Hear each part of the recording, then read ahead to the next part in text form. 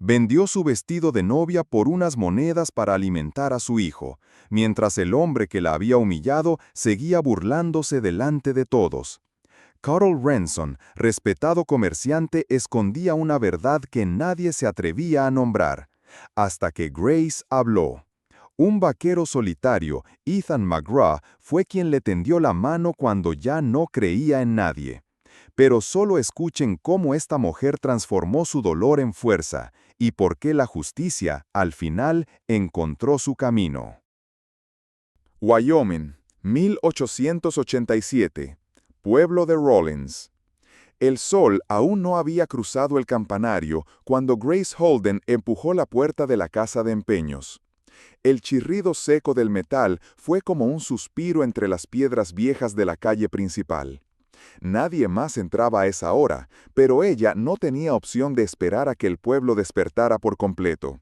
Su hijo, Sammy, dormía a medias en su regazo, con la frente tibia y el estómago vacío desde la tarde anterior. En su brazo colgaba lo último que le quedaba, su vestido de novia. No era blanco reluciente como los de las señoritas de familias ricas, pero el encaje azul pálido que su madre había bordado a mano tenía el peso de una promesa. Ahora, sucio de barro, con las mangas desgarradas y el tul roto, parecía una reliquia maltratada por el tiempo y por la vida. Grace no lo dobló, no lo envolvió con ternura. Lo traía colgado como una carga, visible a propósito, como una verdad que no pensaba esconder. Carl Renson, el dueño de la tienda, alzó la vista desde su mostrador y apenas disimuló la mueca al verla entrar. Sus ojos pequeños y húmedos recorrieron su figura con desdén, deteniéndose un segundo de más en el niño que le abrazaba la pierna. «¿Qué es eso?», preguntó con una sonrisa ladeada, como si ya supiera la respuesta. «Un vestido, de novia», dijo Grace, sin apartar la vista de sus ojos. «¿Cuánto da por él?». Renson dejó caer la pluma con teatralidad, se levantó con lentitud y se acercó al vestido. Lo alzó por una manga, lo agitó como si evaluara un trapo de cocina y luego lo soltó con fingida piedad. «Esto ya no vale nada, señorita. Está usado, dañado. Nadie se casa con un vestido remendado». Grace tragó saliva. La vergüenza ardía como fiebre bajo la piel, pero no se movió. «Nunca llegué al altar», dijo con voz dura. «Solo necesito pan y leche para él». El niño estiró los deditos hacia el mostrador como si entendiera que ahí había algo que los podría salvar. Renson alzó una ceja, entretenido. «5 centavos, eso es lo que te daré. Para lo que sirve, deberías haber pensado en el marido antes de huir embarazada». Las palabras cayeron como cuchillas, pero Grace no reaccionó. Solo bajó el vestido, lo dejó sobre el mostrador y extendió la mano para tomar las monedas. Las sintió frías y sucias, como si pesaran más que el propio vestido. Luego, sin mirar atrás, caminó hacia la puerta con el niño en brazos y la espalda recta. No permitiría que nadie la viera quebrarse.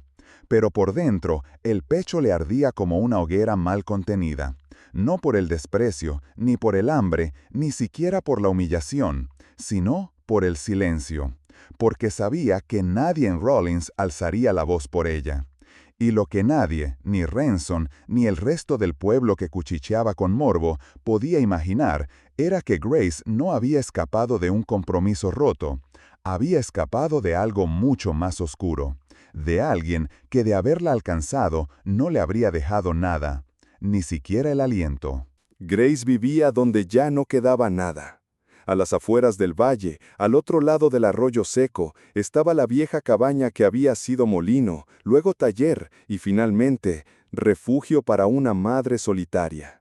Las paredes crujían con cada viento fuerte y el techo lloraba cada vez que el cielo lo hacía. Pero era lo único que tenía.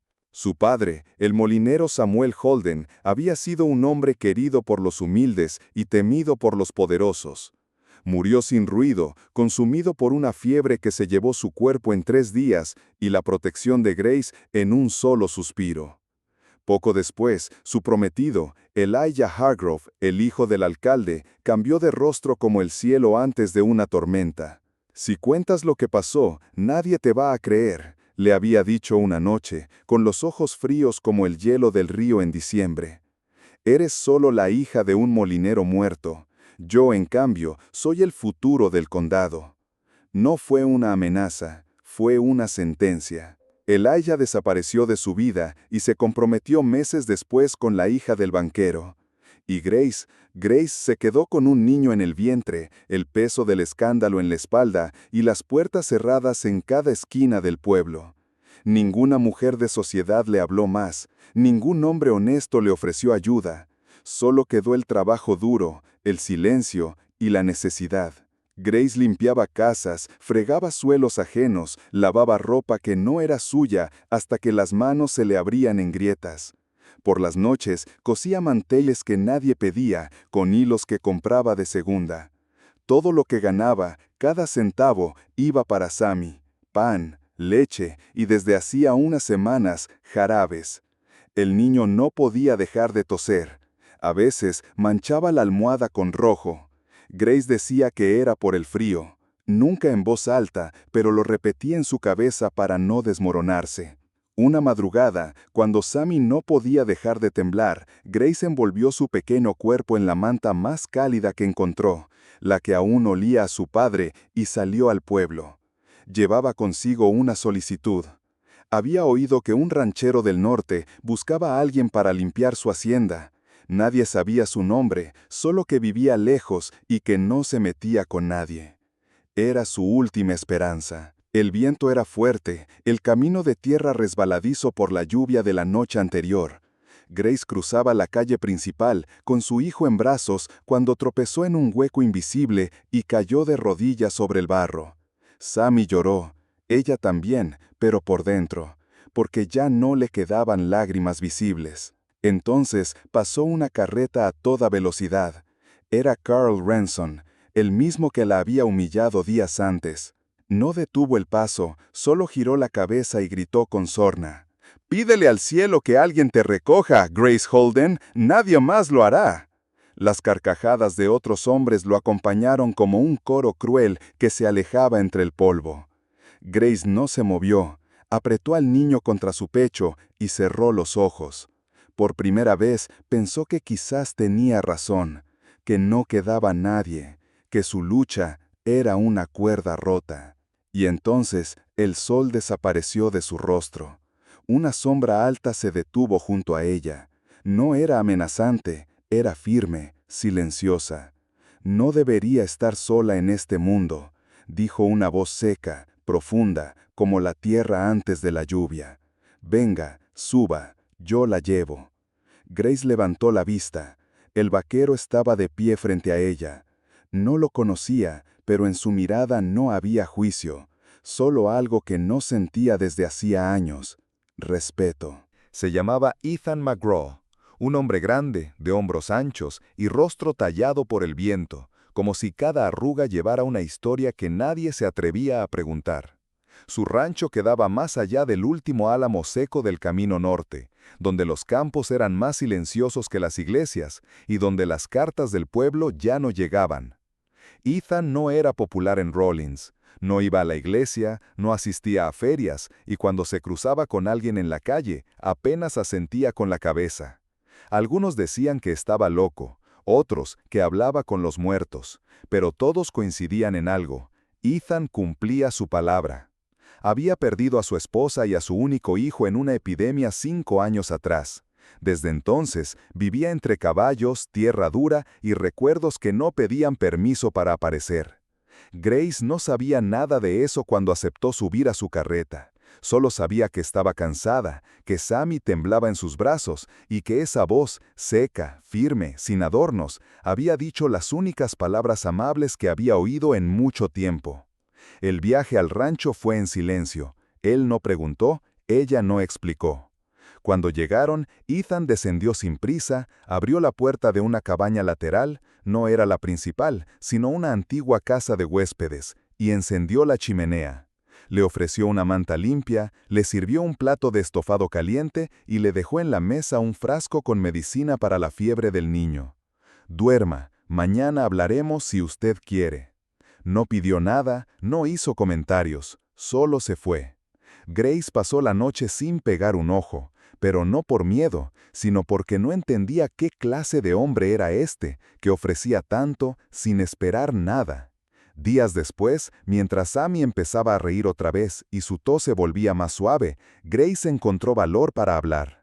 «¿Por qué hace esto?», le preguntó una noche, mientras Ethan partía leña junto al granero.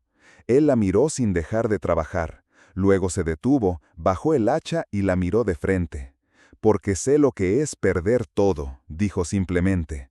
«Y porque cuando lo vi, cuando entregaste ese vestido por unas monedas, entendí que hay fuerza en ti, más de la que ves». Grace no respondió, no sabía cómo. Pasaron algunos días más, Sammy mejoraba, Grace también. Y cuando por fin se animó a volver al pueblo, con el niño en brazos y el rostro más firme, supo que ese camino ya no se sentía tan pesado. Pero el veneno de Rollins no tarda en mostrarse. Carl Renson la vio salir del boticario y no perdió la ocasión. Delante de otros hombres, con su voz burlona, lanzó otra de sus frases envenenadas. «¿Quieres trabajo, Grace? Podrías lavar ropa en mi establo, o quizá prefieras regresar a mis brazos. ¿Te gustó, no?». Las risas fueron breves, nerviosas. Grace se detuvo. Sammy le apretó la mano. El silencio se hizo pesado. Y ella, por primera vez, no agachó la cabeza. Se volvió hacia Renson, con voz firme, clara, no gritó, no lloró, pero cada palabra cayó como un golpe seco. «La primera vez fue contra mi voluntad, y tú lo sabes. ¿Quieres que lo repita más alto, delante de todos?». El aire se cortó. Los que reían bajaron la vista. Renson empalideció, dio un paso atrás. Y justo entonces Ethan apareció entre la gente. No dijo nada grandilocuente, no lo necesitaba, solo puso una mano en el hombro de Grace. «Ya no estás sola». Y por primera vez en años, ella lo creyó. El escándalo fue como una chispa que cayó en campo seco. Bastó que Grace alzara la voz una sola vez para que otras se atrevieran a hacer lo mismo. Durante años, muchas mujeres del pueblo habían callado, por miedo, por vergüenza, por soledad. Pero al ver a Grace, de pie frente al desprecio, acompañada por un hombre que no pedía nada, algo cambió. La noticia se extendió como el viento entre las casas de tejado bajo y ventanas cerradas. Los murmullos se convirtieron en palabras, y las palabras en denuncias. Historias antiguas, heridas ocultas, verdades postergadas, todo comenzó a salir a la luz. Carl Renson, antes protegido por su estatus, se vio de pronto solo. Nadie lo saludaba en la calle, nadie le fiaba. Las esposas ya no permitían que sus maridos entraran a su tienda, y algunos hombres, al saber lo que había hecho, le retiraron hasta el saludo. Días después cerró su negocio, y una mañana de otoño desapareció del condado sin dejar carta ni despedida. Su nombre fue retirado de las actas de la alcaldía, su tienda clausurada, y el edificio donde se había burlado de tantas se convirtió en un depósito vacío que nadie quiso volver a ocupar. Grace, en cambio, volvió al viejo molino con una idea clara. Donde antes se molía trigo, ahora habría esperanza. Con ayuda de Ethan y de algunas vecinas que se sumaron al cambio, montaron una pequeña escuela para madres solteras y jóvenes rechazadas por sus familias. Allí enseñaban a leer y escribir, a coser, a criar, pero sobre todo, a no tener miedo. No era un lugar grande, ni moderno, pero tenía fuego en la estufa, mesas limpias, risas de niños y palabras de aliento. Las mujeres llegaban con los hombros encorvados y se iban con la frente en alto.